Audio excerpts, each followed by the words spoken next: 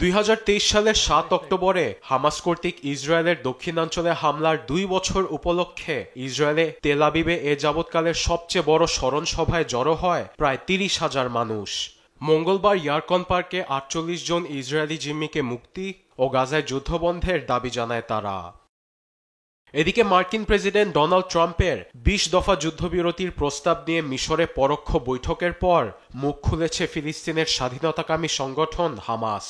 নাম প্রকাশে অনিচ্ছুক হামাসের এক জ্যেষ্ঠ নেতা গণমাধ্যম আল জাজিরাকে জানান, গাজায় যুদ্ধবন্ধের ও সব ইসরায়েলি সেনা প্রত্যাহারে তাদের নিশ্চয়তা দিতে হবে।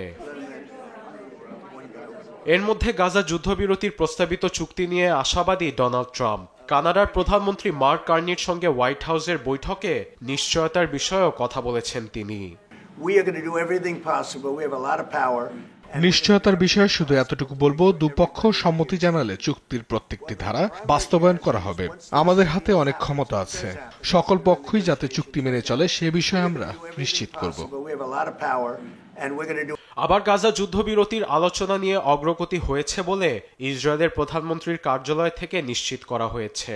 তবে বৈঠকে হামাস বাধা তৈরি করতে পারে এমন শঙ্কায় সব ধরনের সাবধানতা অবলম্বন করার কথা জানিয়েছে নেতানিয়াহু প্রশাসন। একই সঙ্গে মার্কিন বিশেষ দূত স্টিভ উইটকফ আলোচনায় যোগ দিবে বলেও জানানো হয়েছে। এদিকে ইরানের জোটবদ্ধ শক্তিগুলোকে রুখে দিয়ে ইসরায়েল মধ্যপ্রাচ্যের চেহারা বদলে দিয়েছে বলে দাবি প্রধানমন্ত্রী বেনিয়ামিন নেতানিয়াহুর। মঙ্গলবার বিবৃতিতে তিনি আরও জানান, ভূখণ্ডটির অস্তিত্ব রক্ষা ও ভবিষ্যতের জন্য যুদ্ধে তারা লক্ষ্য অর্জন করেই থাকবে। এমন পরিস্থিতিতে গাজা ইসরায়েল যুদ্ধবিরতি নিয়ে দুপক্ষের মধ্যে আলোচনা চলমান রয়েছে। আরবেদ আফসার, নিউজ ডেস্ক, দেশ টিভি।